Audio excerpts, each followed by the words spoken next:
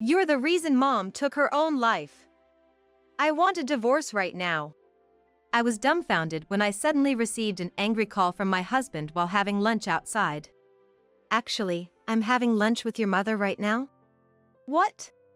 My husband said so and immediately hung up. Puzzled about why he said such a thing, I tilted my head in confusion along with my mother-in-law. However, after learning his motives, I decided to stand up and thoroughly confront him. My name is Mary, and I'm 28 years old. I've been married to my husband Daniel, who's 2 years my senior, for 3 years now. While supporting my husband who works as a company president, I also started working from home to help with the household finances.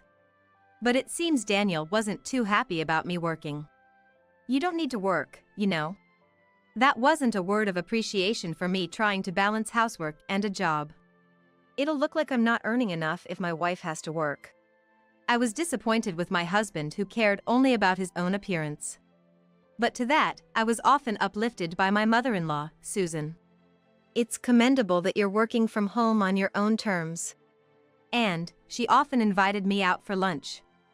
I loved Susan, and despite how I felt about my husband, I was content with my life. Maybe I've been too lenient with Daniel. One day, while chatting in a cafe with Susan, she sighed. I spoiled him as an only child, but lately, he's been asking for money frequently. He says it's for the company, but it seems suspicious. I had no idea. Daniel never mentioned anything like that to me. But knowing my husband who likes to show off, even if the company was in trouble, he probably wouldn't tell me until it was too late. I sometimes regret how I raised my child. I worry if I've been a burden to you, Mary, and it keeps me up at night. Susan, you've done nothing wrong. No matter how hard you try in parenting, it ultimately depends on the child. I might not be convincing since I don't have any kids, but... No, Mary, I feel so relieved that you're trying to cheer me up. Thank you, as always. Seeing Susan's gentle smile, I strongly felt that no matter what happens, I'll always stand by her side. Perhaps disliking my connection with Susan, my husband gradually started to harass me more. What's with today's lunch? Strawberry jam on a sandwich? What? Isn't it your favorite? I only accept blueberry jam. Strawberry is too common and poor-looking for my taste. Daniel came home, yelling, and threw the lunchbox into the trash can. How could you? That lunchbox is getting old too.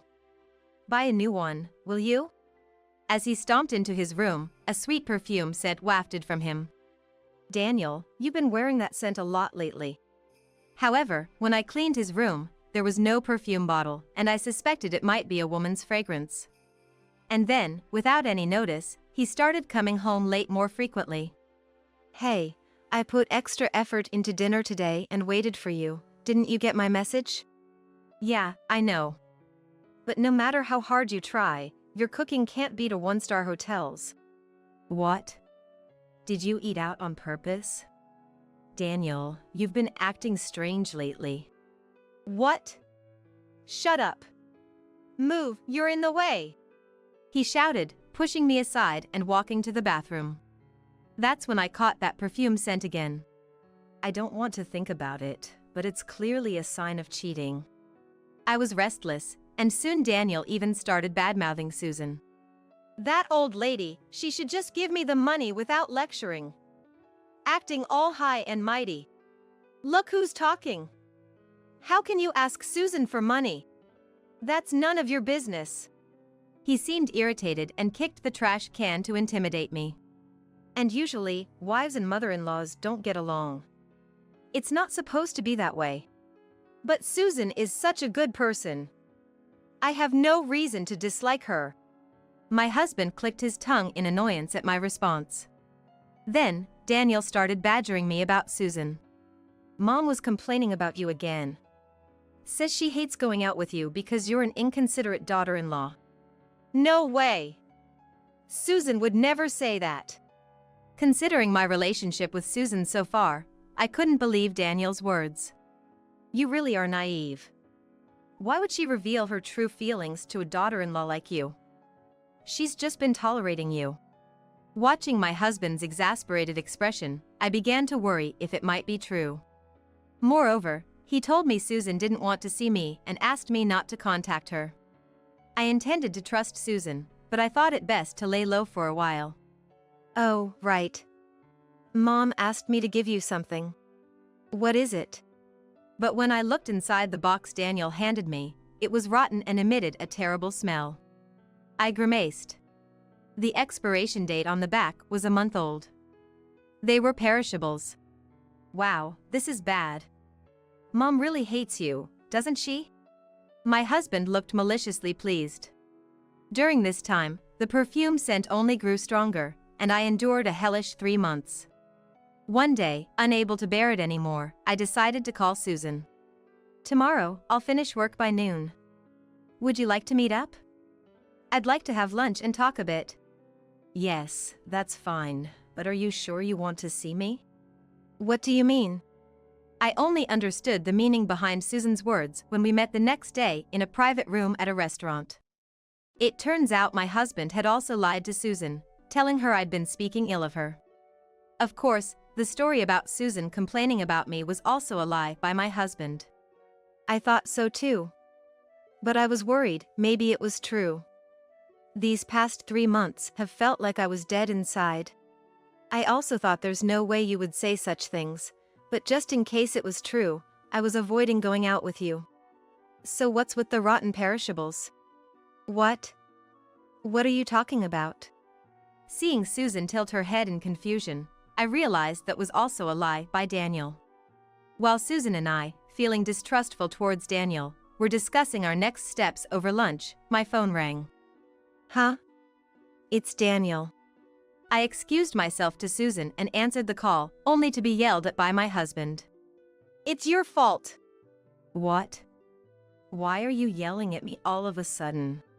You bullied Mom into taking her own life. I want a divorce from you right now. Confused by Daniel's words, I was stunned. Actually, I'm having lunch with your mother right now. What?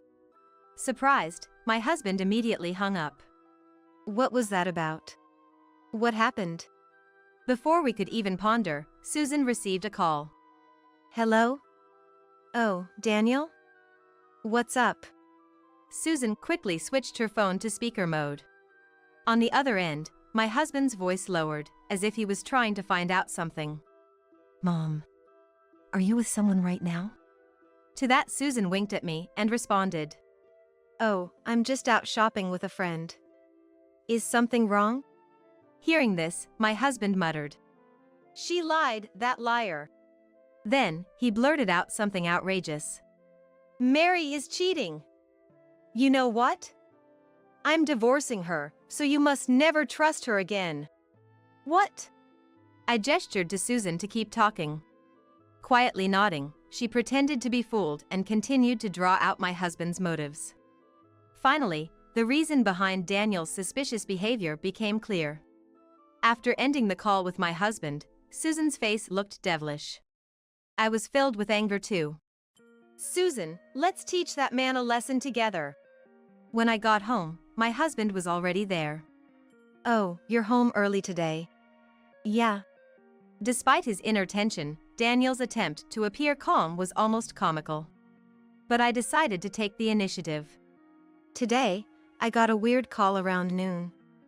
It might be my imagination, but the voice sounded like yours. Is it some new scam or something? What? Really? Be careful not to get fooled, okay? Hearing my words, my husband seemed relieved, thinking he'd gotten away with it, and reverted to his usual demeanor. Where were you anyways? If you're a housewife, you should act like one and stick to house chores. Okay, I hear you. Then the doorbell rang. I'm doing the dishes, could you get the door, Daniel? Fine. Reluctantly, he opened the door and I heard him scream. Standing there was Susan and another young woman. Emily! What are you doing here? Oh, I just invited your new bride over as a mother. She's young and cute, isn't she? Mom, don't say anything. Daniel gestured for Susan to be quiet, but I watched from behind with a cold gaze. I'm sorry to say this, but both Susan and I know about your affair. I watched Daniel gasp. Please, come in. He welcomed the woman named Emily. How long have you known? Sitting across from us, Daniel looked up with a fearful gaze. Daniel, every time you came home, you smelled of perfume. Didn't you notice? Or is there something wrong with your nose? Tired of feeling uneasy, I decided to investigate my husband's mistress. Disguising my hair and outfit, I frequented a cafe near his office and followed him and his mistress to a hotel, capturing the moment they entered. I was so excited that I couldn't sleep that night. How did you find her contact information? You thought you were careful by setting your phone's lock to fingerprint recognition, but that's easy to bypass when you're asleep. Don't I have any privacy? Be quiet. Susan, usually calm and gentle, raised her voice, silencing her son. So, I contacted Emily, and Susan went to pick her up. I forced my husband's chin up as he sat with his head down. He couldn't move, just looking into my eyes. You mentioned your intentions over the phone to Susan, but could you share them with me too? I intended to smile, but perhaps my eyes weren't smiling, as my husband trembled. Reluctantly, he began to explain his suspicious behavior and the purpose of his call that day. I plan to divorce you, take the alimony and shared property, and then remarry Emily. So, initially, you intended to make it look like Susan took her own life and blame me for it, leading to a divorce. Is that correct? He nodded in small movements. It's surprising he thought such a lie about Susan's death would work. I guess he was that into his mistress. But when I told him I was having lunch with Susan, he was so caught off guard that he hung up the phone in shock. Still unrepentant, my husband, thinking of his next move, quickly contacted Susan. When Daniel came to me with his plan, I was utterly disappointed. Susan pretended to be deceived and extracted the story from him. Mary cheated, so I'll take the compensation money and the shared property. That's what he told Susan. And he added the following. I've already found a new partner to marry as soon as we divorce. That partner turned out to be Emily, now sitting in front of us, pale-faced. Why won't you take my side? What do you mean? You always supported me. In elementary school, you always defended me when I did something wrong. But you changed ever since I married Mary. How far back are you living in the past? And I regret spoiling you too much when you were young. Daniel thought that his mother had changed because of me, and had been lying to both of us so we wouldn't see each other. Disappointed with her son, Susan sighed deeply. I never thought you could be so selfish. I'll end it here. I'm cutting off your financial support. What? You're kidding, right? Actually, Susan had been financially supporting Daniel's company, and his success as a president was largely due to her. However, after becoming suspicious of his constant requests for money, Susan discovered he was using the funds for his mistress and not the company. I no longer consider you my son. I'm disowning you, so leave this house. Daniel's face turned increasingly pale. It was only natural, since the house we lived in was in Susan's name, and he had always relied on his mother. Seeing him look at me in panic, I pushed the divorce papers towards him. Sign here, please. Here's a pen. Enjoy your life with your mistress as much as you want. At least let me off the compensation money. Don't joke with me. How dare you claim Susan took her own life? I said so and slapped his face. What? If there's no money, there's no benefit to marrying an old man like you. The mistress said so and slapped his face too. Daniel, holding his face, teared up and collapsed on the floor. By the way, Emily, I'll be seeking compensation from you too. What? Why me? You can't just meddle with someone's husband and get away scot-free. But she too slumped powerlessly to the floor, and together, Susan and I kicked both the Daniel and Emily out into the cold. After divorcing my husband, I demanded $20,000 in compensation. He was kicked out of the house owned by Susan, His financial support was cut off, and his company went bankrupt. Now homeless and penniless, Daniel is apparently living on the streets. Of course, I also got $10,000 in compensation from the mistress. Susan and I remain close, and after my divorce, I moved in with her. Our bond deepened even more. And we now live freely and happily together, just the two of us. I will be erased soon. A letter from my sister-in-law Elizabeth, who had taken her own life, arrived addressed to me. It came a week after she had passed to the other side. Despite her will already being found, what on earth was going on? I couldn't understand it all. But when I saw that letter, my hands started shaking with anger. This can't be forgiven. The letter ended with the words, "Report to police immediately." Little did I know what would happen next. My name is Jessica, I'm 28 years old. I live with my husband Paul, who is 5 years older than me. Both of us worked at different companies. Paul had a sister named Elizabeth, a very gentle person who, and for me who had no sisters, was like a real sister. And Elizabeth treated me like a sister as well. My sister-in-law was unmarried, and said she had no boyfriend, but she confided in me alone. Actually, there's someone I've been interested in lately. He's a wrestler and is very strong, Elizabeth said with a happy smile.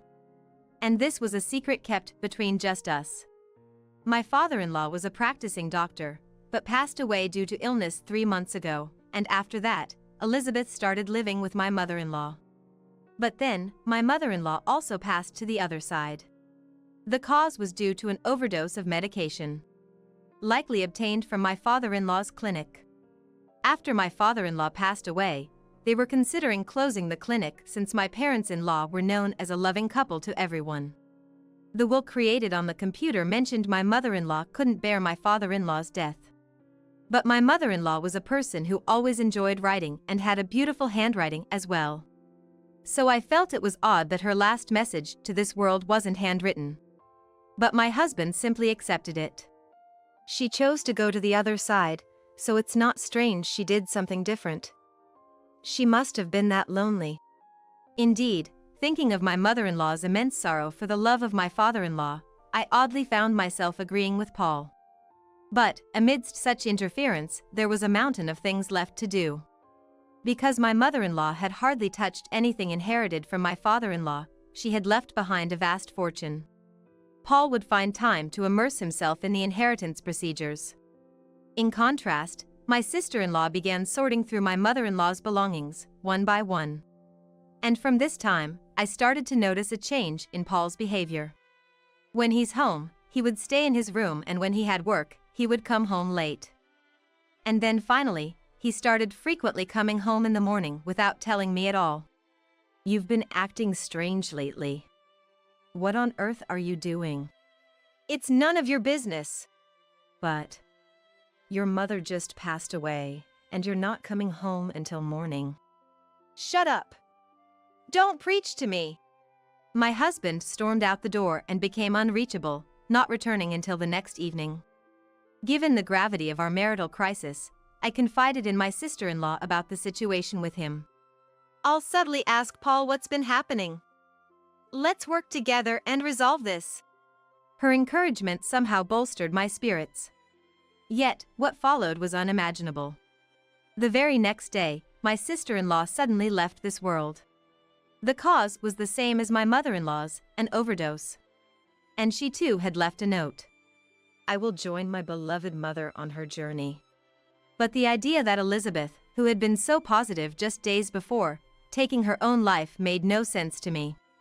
"Something is definitely wrong. Let's get the police to investigate. Making a fuss won't bring Elizabeth back. You just do what you're supposed to do quietly." Despite my inability to accept, the funeral wouldn't wait. With a heart full of sorrow and unresolved feelings, I proceeded to make the arrangements. After Elizabeth's funeral, exactly 1 week later, I was set to return to work. Arriving at the office, there was an envelope on my desk. It seemed to have arrived while I was away. "Who could it be from? What? This can't be." I was shocked to see the sender's name. It was a letter from Elizabeth, who had passed away. Panicked, I opened it. I will be erased soon. Report to the police immediately. This sentence caught my eye. And as I continued to read, my hands began to tremble. The hidden truth! I can't believe this! Gradually, I felt a strong anger building inside me, my head heating up. Reflecting on everything that had happened, I resolved to put an end to it myself. But I still lacked the crucial piece to do so. Thus, I sent a letter to someone, quietly waiting for the right time. 2 nights later, I visited my parents-in-law's home and hid myself. Then, a dark figure quietly entered my sister-in-law's room. I followed the dark figure and then turned on the light. It's so bright! The person rummaging through Elizabeth's desk was none other than my husband, Paul. What are you doing here? And in the dark, too. It's as if you're searching for something, hoping not to be found. Don't say something stupid. What are you doing here yourself? As if I was the one doing something wrong, he pointed his finger at me. Ignoring my husband, I pulled out something I had prepared from my bag. Did you happen to read this letter? It was a letter I had written, pretending to be my sister-in-law, addressed to myself to arrive at our house. It read, "Inside my desk, there is evidence of my brother's crime. Jessica, take this and report to the police." I had anticipated my quick-thinking husband would guess a letter from my sister-in-law contained something serious and would read it without permission. Seeing this, you came to destroy the evidence, but unfortunately, what's written here was a fake I created to lure you in. What are you talking about? I was just cleaning up. Really? Then can you say the same after seeing this? I took out the letter I had received from my sister-in-law a few days ago.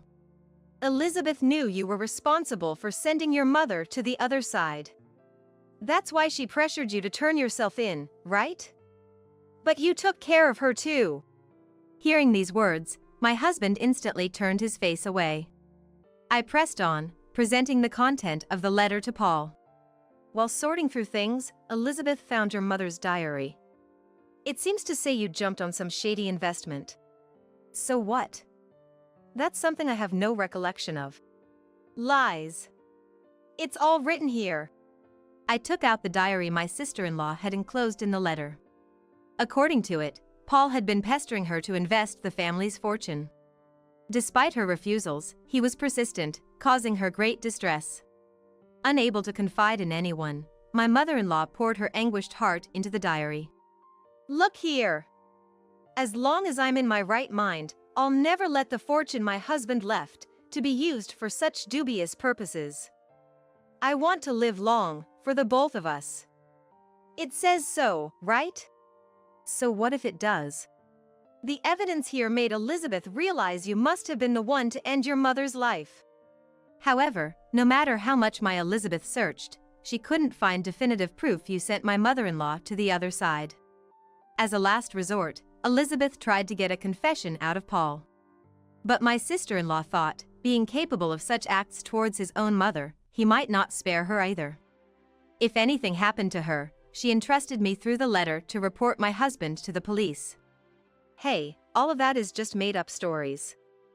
After all, there's no conclusive evidence I sent those two to the other side, is there? You rummaging through Elizabeth's belongings right now is evidence enough. Calm down, will you? Saying this, my husband left the room and returned with coffee he had brewed in the kitchen. Here, drink this and calm down. Paul offered the coffee with a nonchalant demeanor. But this was exactly my aim. Surely you've mixed something strange in large amounts in this. Indeed, no decisive evidence of his crimes was found, as my husband said. However, it was almost certain Paul was responsible for their deaths. And the deciding factor for my mother-in-law and sister-in-law's journey to the other side was medication. I figured if I made enough noise, you'd surely try to do the same to me too. If you handed me a drink or something, I thought it would surely contain something suspicious, becoming irrefutable evidence. My husband, clearly unsettled by my deductions, clicked his tongue. Basically, you jumped at that get-rich-quick scheme because you were squandering money on a woman, right? I had long suspected our marriage had grown cold and wondered if Paul was having an affair. Since a lot had been going on regarding my mother-in-law and sister-in-law, I had left it alone, but now I decided to thoroughly investigate Paul's background. Then, I found an unknown credit card in his room and discovered a history of purchases of expensive women's brand items on the statement. And I found this as well. I pulled out a club hostess's business card I found in the inner pocket of his suit. I went to the club and met the woman named on this card. What? You met Nancy? Since she wasn't looking for any trouble, she told me everything just like that. She said you two were already in a relationship. According to Nancy, Paul was the one who persistently approached her.